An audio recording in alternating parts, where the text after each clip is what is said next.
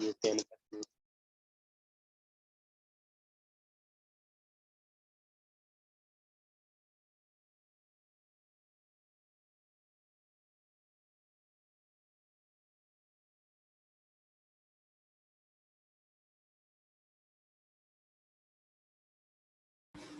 हमने डिस्कस ये किया था कि हम यूनिफॉर्म मैग्नेटिक फील्ड जब अप्लाई करते हैं, यानी कि वो मैग्नेटिक फील्ड कांस्टेंट रहेगी, तो उसके अंदर चार्ज पार्टिकल की मोशन हमने कंसिडर की थी, इक्वेशन ऑफ मोशन लिखी है। उसके बाद हमने उसके जो वेलोसिटी कंपोनेंट थे वो फाइंड आउट किए थे, फिर वहाँ से हमने एक्स और वाई की वैल्यू निकाली थी। और उसके बाद हमने जब ये कंफर्म किया कि आपके जो चार्ज पार्टिकल हैं वो सर्कुलर पाथ पे मूव करते हैं under the action of the magnetic field, applied uniform magnetic field, तो वो जो सर्कल बनता है उसके रेडियस को हमने लामर रेडियस बोला था, और उस लामर रेडियस को हमने डिफ़ाइन किया था, रिप्रेजेंट करते हैं उसको आर एल से, और डिफ़ाइन किया था v perpendicular over omega c. तो जो डेरिवेशन थी उसकी बेस पे हमने जो इम्पोर्टेंट इक्वेशन ड्राइव की थी दैट वाज 4.14 एंड 4.15। 4.14 और 4.15 दोनों इक्वेशंस को यूज़ करके हमने ये जो लास्ट इक्वेशन फाइंड आउट की थी that was the equation of circle, जिसने ये कंफर्म किया था कि जिससे हमें ये कंफर्मेशन मिलती है कि जो अप्लाइड फील्ड, आप कोई भी फील्ड अप्लाई करते हैं जैसे इलेक्ट्रिक फील्ड, उसके इफेक्ट में तो चार्ज पार्टिकल जो है वो एक्सिलरेट करता है, यानी लीनियर मोशन करता है।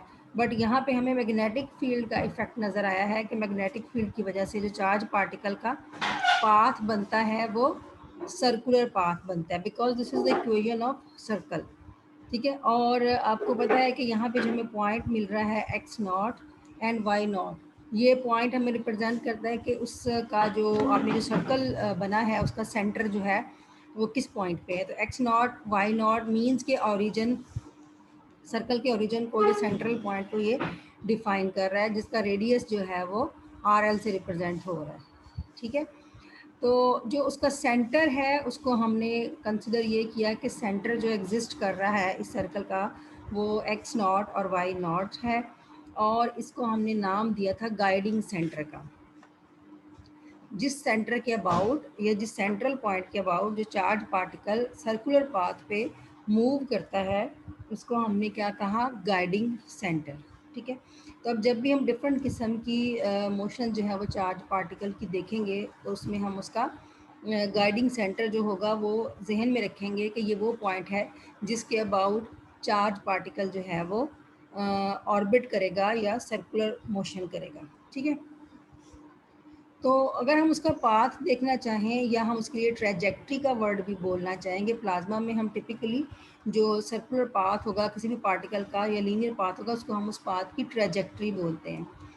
यहाँ पे आपको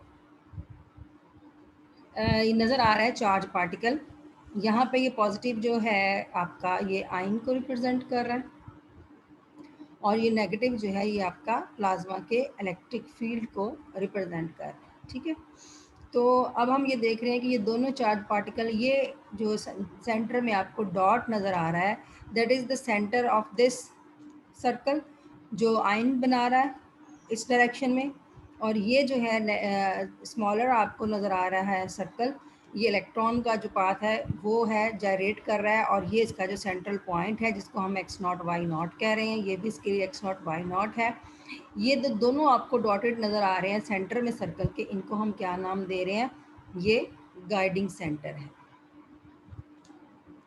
और हम ये कहते हैं कि जो हमने मैग्नेटिक फील्ड है ये आपको नज़र आ रही है, क्रॉस जो है ये रिप्रेजेंट कर रहा है, तो इसका क्या मतलब है कि जो मैग्नेटिक फील्ड, हम यूनिफॉर्म मैग्नेटिक फील्ड अप्लाई कर रहे हैं वो परपेंडिकुलर डायरेक्शन में है। ठीक है ना, तो इसकी डायरेक्शन इस वक्त हमें क्या नज़र आ रही है, इसकी डायरेक्शन जो है वो इनवर्ड डायरेक्शन है। ठीक है, जो आपको जो पेपर ये आपको प्लेन नज़र आ रहा है, तो आपकी जो मैग्नेटिक फील्ड है वो इस पे प्लेन ऑफ पेपर के परपेंडिकुलर है, तो परपेंडिकुलर का मतलब ये कि इनवर्ड डायरेक्शन में हम ले रहे हैं इसको। ठीक है, तो उस मैग्नेटिक फील्ड की वजह से, यानी कि अगर मेरे सामने ये लैपटॉप की स्क्रीन है तो मेरे सामने ये जो पेपर है ये प्लेन है, और मेरी तरफ से मेरे फेस की तरफ से डायरेक्टली हम कह सकते हैं कि पेज की तरफ जो मैग्नेटिक फील्ड की डायरेक्शन है। तो इस मैग्नेटिक फील्ड की वजह से ये जो है जनरेटरी मोशन कर रहा है आपका चार्ज पार्टिकल। तो अब आप ये देख रहे हैं दो चीज़ें यहाँ पे आपको डिफरेंट नज़र आ रही हैं। एक तो ये कि इसमें आपको डायरेक्शन डिफरेंट नज़र आ रही है। ये वाला जो आइंस का सर्कल है that is in this direction, anti clockwise direction, और जो आपको इलेक्ट्रॉन के सर्कल की डायरेक्शन नज़र आ रही है, उसकी मोशन नज़र आ रही है orbital, that is in the clockwise direction. तो इनकी जो मोशन में डायरेक्शन में जो चेंज है that is due to the sign of the charge, क्योंकि आइन पॉजिटिवली चार्ज है और इलेक्ट्रॉन जो है वो नेगेटिवली चार्ज है, दोनों का जो चार्ज है वो ऑपोजिट है।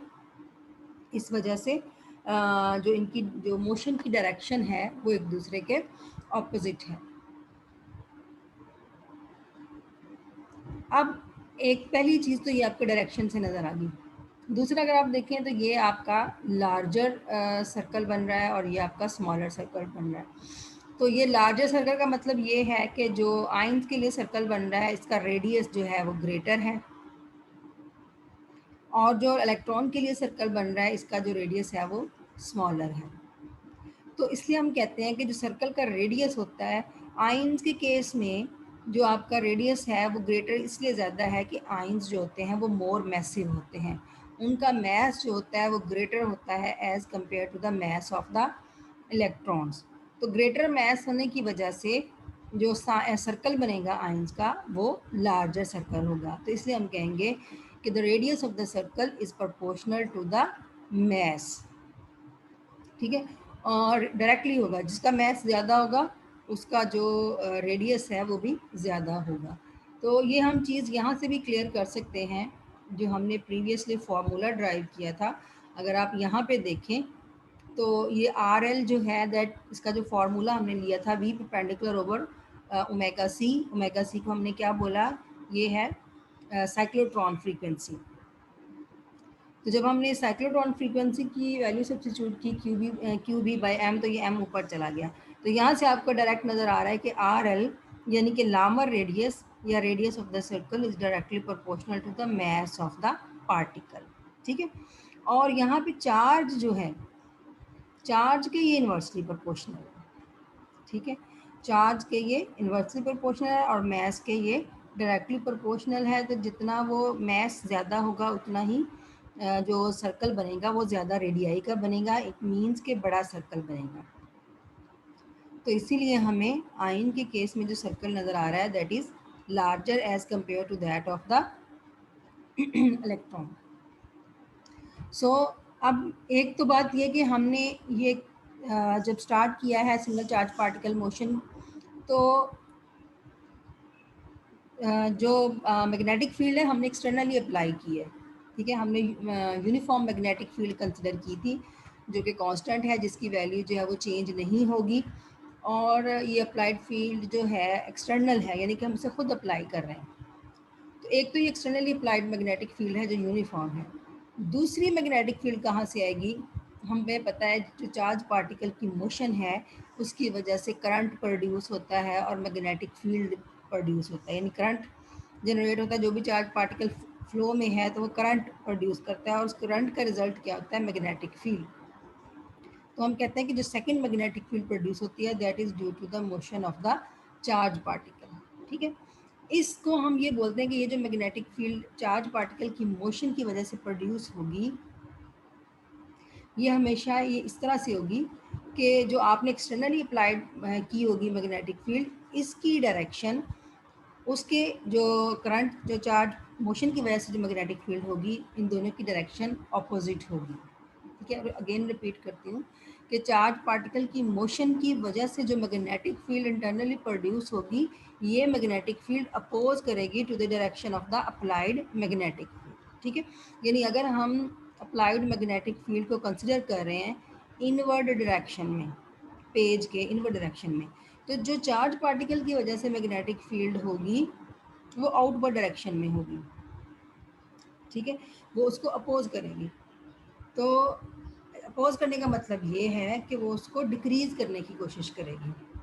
तो ये प्रॉपर्टी हमने मटेरियल्स में पढ़ी हुई है कि अगर आपका कोई भी मटेरियल या कोई भी मीडियम अप्लाइड मैग्नेटिक फील्ड को रिड्यूस करने की कोशिश करे तो हम ये कहते हैं कि वो medium as a diamagnetic behave कर रहा है नेचर में। तो यहाँ पे भी हम ये कहते हैं कि जो प्लाज्मा पार्टिकल हैं उनकी वजह से जो मैग्नेटिक फील्ड प्रोड्यूस हो रही है वो अप्लाइड मैग्नेटिक फील्ड को रिड्यूस करने की कोशिश करती है, उसको अपोज करती है, उसके इफ़ेक्ट को कम करने की कोशिश करती है। तो इसलिए हम कहते हैं कि प्लाज्मा जो है वो उसकी जो नेचर है वो क्या होगी, डायामैग्नेटिक। तो ये भी एक प्रॉपर्टीज़ में से प्लाज्मा के प्रॉपर्टी है।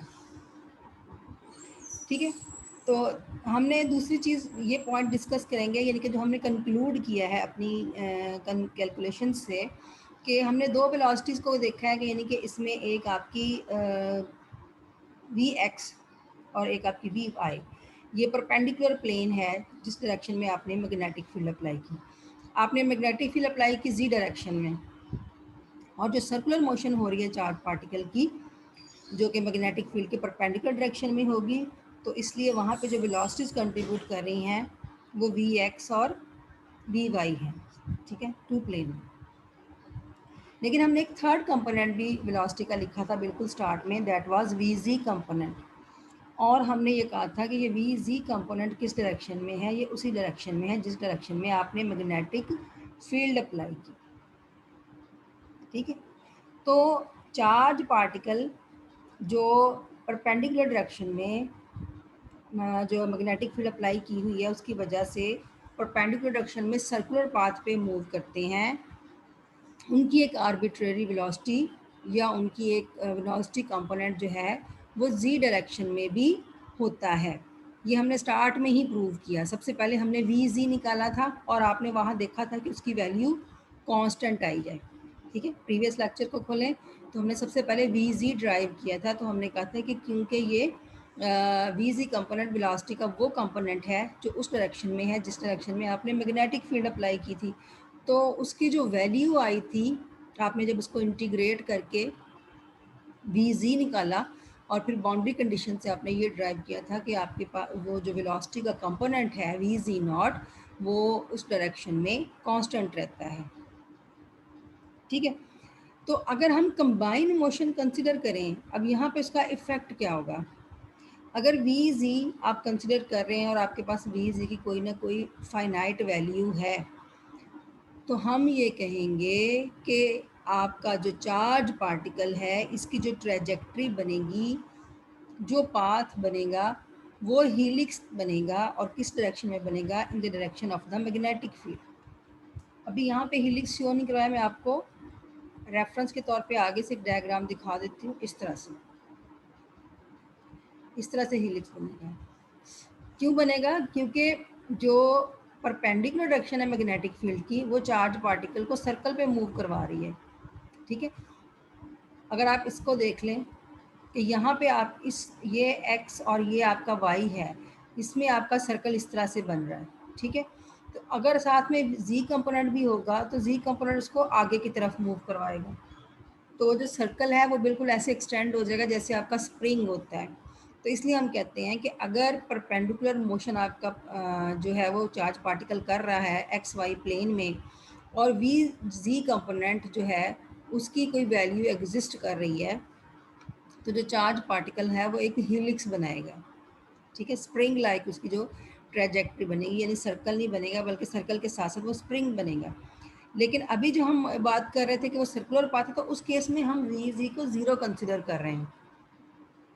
जब आप ये कहेंगे कि जी डायरेक्शन में कोई वेलोसिटी की वैल्यू एग्जिस्ट नहीं कर रही, वी जी आपका ज़ीरो आ रहा है, तो उस वक्त हम कहते हैं कि पार्टिकल जो है वो आपका वो सर्कुलर ऑर्बिट में मूव कर रहा है। ठीक है, तो उस वक्त उसकी डायरेक्शन क्या होगी, about the direction of the magnetic field. और जब आप कहेंगे कि वी जी कंपोनेंट की कोई ना कोई फाइनाइट वैल्यू है, तो इसका मतलब है कि वेलोसिटी का एक कंपोनेंट जी डायरेक्शन में भी जा रहा है, तो जो परपेंडिकुलर कंपोनेंट होंगे एक्स और वाई वो चार्ज पार्टिकल की उसकी वजह से जो वेलोसिटी होगी वो सर्कुलर डायरेक्शन में होगी, और साथ साथ जो वी जी कंपोनेंट की वैल्यू होने की वजह से वो सर्कुलर पाथ आपको एक हीलिक्स बनता हुआ नजर आएगा, यानी कि पार्टिकल जायरेट भी कर रहा होगा, सर्कुलरली मोशन में भी कर रहा होगा, मूव कर रहा होगा, और साथ साथ आगे की तरफ भी बढ़ रहा होगा। तो इस तरह से वो एक हीलिक्स की शेप बनेगी।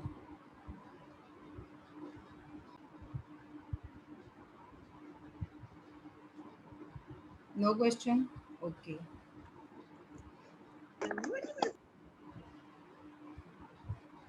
तो अभी जो फर्स्ट केस हम कंसिडर कर रहे हैं, इसमें हमने सिर्फ और सिर्फ क्या कंसिडर किया, जितनी कैलकुलेशन अभी तक की, ये सारा जो हमने डेरिवेशन की, ये क्या था, particle in a uniform magnetic field, यानी कि सिर्फ आपने मैग्नेटिक फील्ड का इफेक्ट कंसिडर किया और ये सारी कैलकुलेशन की, और उसके बाद आपने सर्कल की जो इक्वेशन है वो ड्राइव की, और आपने कंफर्म किया कि मैग्नेटिक फील्ड की वजह से जो मोशन होती है वो बनेगी चार्ज पार्टिकल की, वो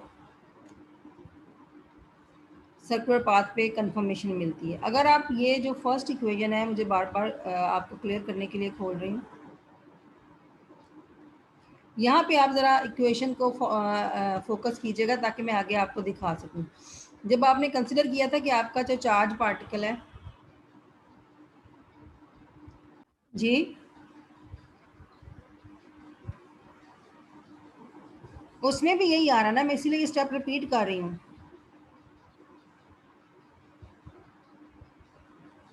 जो आपका नेक्स्ट है ना, मैंने आपको वही बता रही हूँ कि एक्स आपका सेम वही आएगा जैसे आपने पीछे किया है, सिर्फ आपका नेक्स्ट डायरेक्शन का वो कंपोनेंट चेंज होना है, वो